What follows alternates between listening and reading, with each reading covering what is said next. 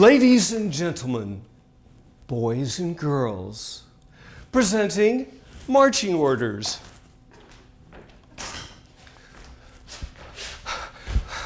Is that Grandpa? It's hot. A 3-year-old me walking with my grandfather in Houston's sweltering summer heat into an air-conditioned Weingarten's grocery store. And then, pop, pop, pop. 3 black teenagers in white shirts, blue jeans, tennis shoes, and wearing nice black ties. Pop, pop, popping over in grocery bags. One of them goes to get a sip of water.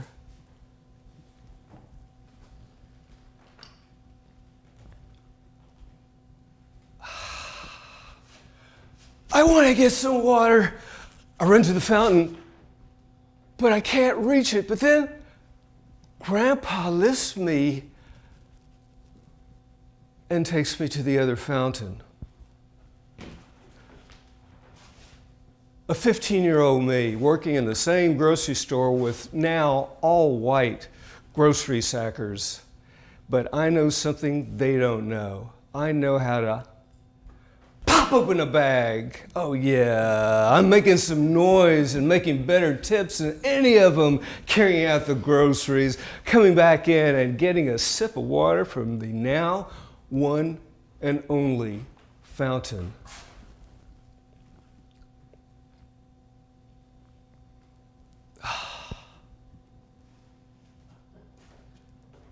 A 17-year-old me competing in all-white high school drama tournaments throughout a Texas that is still lynching blacks. And for some reason, my drama teacher decides to cast me as a black drug pusher from the play Dope, which was originally performed in the drug-infested black neighborhoods of East Harlem in New York.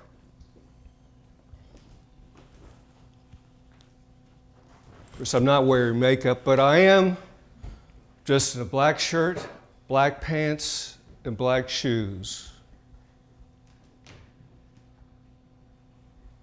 This town belongs to me. And these streets become my streets when it's night. See that boy? He's mine. But he owes me, and I need to make an example of him for others who don't pay up for their dope. So I'm going to have to put him out.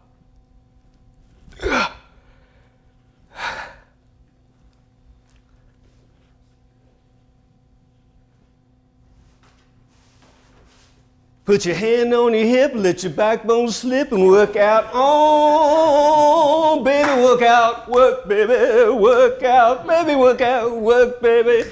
18-year-old me in the premier black nightclub in Houston, the Cinder Club, dancing among the regulars there. Oh yeah, it's 1963 during Martin Luther King's racial equality movement, and I am treated, with equality.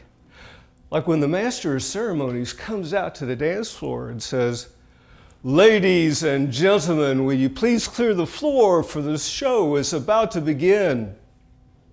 And the regulars and I are looking at each other, and they motioned me to their long table covered with white linen cloth. And we're sitting there looking at each other beyond the color of our skin with smiling eyes and nodding heads nodding acceptance. All heightened by this dance floor now rising and rising and hydraulically rising to 5 feet in the air so that the stars could now come out and perform. Stars like James Brown. Whoa, I feel good. So good, so good.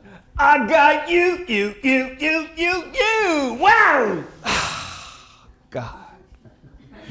That good feeling that night and many nights to come and some years to come after that was just phenomenal. Through my becoming friends with the regulars, it really influenced my style, like the dapper Elijah Hancock. Oh man. If any of you know me, now you know where I got it. But also the owner of the Center of many other clubs, that great Houston African-American businessman, Ray Barnett. I remember him driving the streets of Houston in his Excalibur convertible. I know that that influenced my career in advertising when I came up here to Chicago. I was working on the United Airlines account, and I came up with this commercial for people to take flights from New York to LA, cross-country flights. And what I did was I featured this African-American businessman, not too pleased about having to take this long cross-country flight until he gets to the United Terminal, and filmically, it all goes Technicolor, and his sense of great feeling is heightened by the soundtrack that I had written and was performed by the Edwin Hawkins Singers. You've got those cross-country blues, we're gonna blow them away. Oh, happy day. Happy days those were. I came into the 1,100 person Leo Burnett agency, and with this commercial and ads I had done that ran in Ebony magazine, I was noticed. I really got some great compliments, but some of the best were from my fellow black workers. They would give me the solidarity sign, and I would return it and say, hey, I'm in solidarity with you. Those happy days, oh man. Those work days flowed into happy Saturdays as I would sit at home and watch and dance to and sing along with a show that at the time was broadcast from here in Chicago. Soul Train! Do do do do do do do do do do do. Oh man. Happy days, but I have to tell you, the happiest days for me, it'll be tomorrow that these days came up a year ago tomorrow. Oh, that's when I started taking classes at Second City, before I became one of Arlene's children. And there was this one improv class I was in, and I was constantly getting up, as was this other young, 6'4", well-coiffed, dreadlocked black guy, and me, a 69-year-old gray-headed guy, and we are doing it week in and week out, and we can't stop it. One time, Kim says, to really throw us off, that was our teacher, Kimmy. And Kimmy said, one of you is the father, the other the son. So being that I'm always in my inner child, I say, Dad, I am really sorry. I know you paid for this great education, but I can't find any work and I need to move home. To which LaShawn Harvey, my partner, says, I don't care if you dig ditches with that diploma you got, you are not moving back. Oh, Dad, you are so tough. Finally, Kimmy said in our 5th week, okay, LaShawn and Paul, you are not getting up together this whole 3-hour class. And we tried as we could, but we were constantly getting up together, and LaShawn would sit down and somebody else would come up and I would sit down. And it just kept on going. It was so wonderful, happiest days. My disciplinarian daddy, LaShawn, But then came news of Laquan McDonald. And my happiest days turned to some of my saddest, and then my maddest. And I had to ask myself, what is it that is making me so emotionally enraged about this? So I'm looking at the footage, the dash cam cop car's video shot. It's all silent. And I see this almost beautiful thing of Laquan spinning around, bending down and falling to the ground. And it was somewhere in there that was getting me, and I was just lost in the beauty and the horror of this whole thing happening, because it was a bullet shooting him in the back and a bullet shooting him in the stomach, and then it's falling down. And that's where it was. It was at that point, because there were bullets going, and what started happening was cloud-like puffs of smoke started rising from his body. And then it happened a second time. And the third time, it was out of his head. This cloud-like puff went up into the air.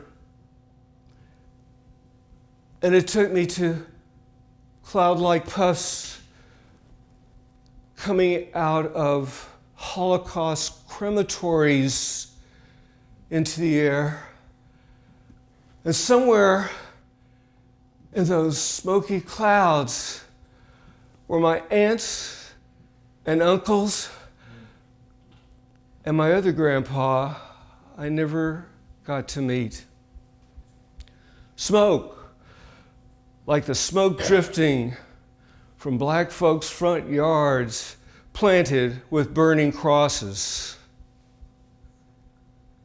And then there were other hateful crosses that an 8-year-old me had to bear.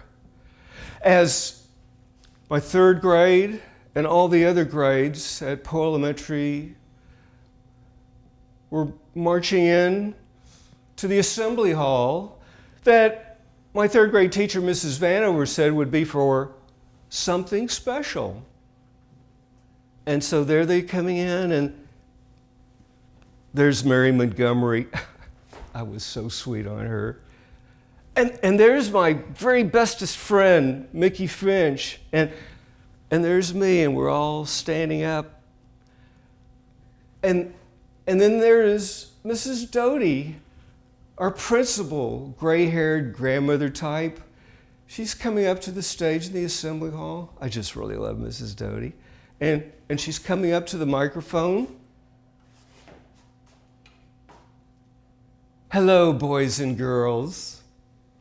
This is a very special morning for us because we are all going to sing a song that you have all sung with your parents practically every Sunday. So you know this one. 1, 2, 1, 2, 3.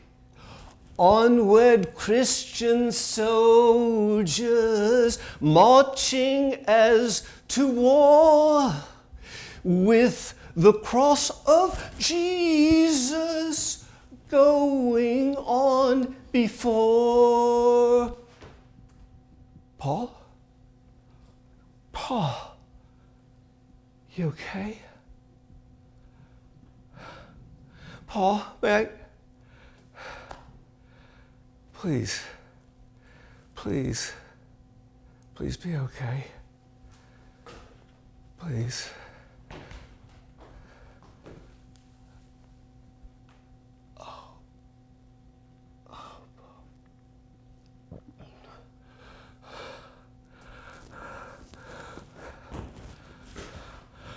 Huh? Oh, I just want to try to help you get rid of this memory, okay? Okay.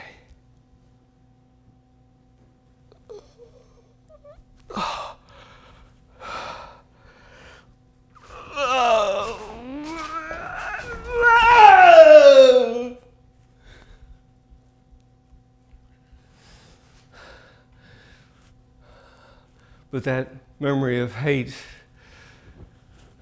that I was receiving back then keeps on coming back into my life. Like when I went into film out of advertising years later, I had this client in Texas, and he didn't think that the director I wanted to have was charging low enough. It was too expensive for him. So he said to me, "Jesus, Pablo, don't you think you could Jew him down?" And I wanted to say, well, now that I know how you feel about my people, how do you feel about blacks? But I didn't. And then I had to ask myself, how could I have solidarity with those guys at work and not really stand up for my own race?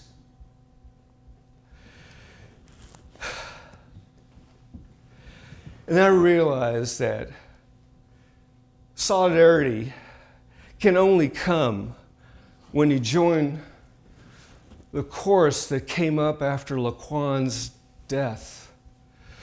The chorus of solidarity that sang out 16 shots and a cover-up, 16 shots and a cover-up, 16 shots and a cover-up. I am marching in solidarity with 500 other marches down the streets of downtown Chicago, and we are going to Rahm Emanuel's office and do a die-in under his window. 16 shots and a cover-up, 16 shots and a cover-up, and then the call changes, and our leader changes it to, "What does democracy stand for? This is what democracy stands for." And then it hit me. This was the real deal. But was he holding up the fist of solidarity? And I had to make sure. Solidarity, I call out, not to mean black power, which Dr. King vehemently opposed because of its sense of violence. Solidarity, to heed the clarion call of Dr. King, to march in nonviolent protests. Solidarity. In solidarity, I marched into the mayor's office and laid down on that dirty street, and I did a die-in. In solidarity, I went to the corner of Rush and State Street and interlocked with my fellow marchers around a police van to get the freedom of my fellow marchers. In solidarity, I marched to the Bishop's Mansion, to the Mag Mile, to Federal Plaza, and in solidarity, I stand before you tonight to tell you that I think I'm just one of the very few from the North Side marching with our fellow citizens from the South Side. Oh yeah, I know.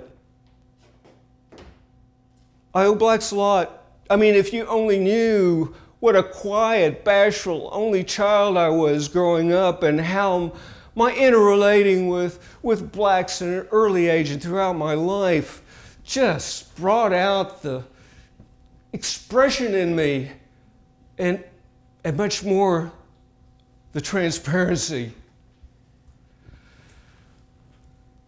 So I'm hoping in some way that you will help pay back this white debt, because we owe so much more than what I've been experiencing. We owe something that is almost unrepayable, but we can do it, as in 300 years of slavery and no reparations. 300 years of slavery and no reparations. 300 years of slavery and no reparations. So now is an important time, because now's the time for black and white brothers to get with one another. Yes, we can. Yes, we can. Yes, we can. Yes, we can. Yes, we can. Yes, we can. Yes, we can.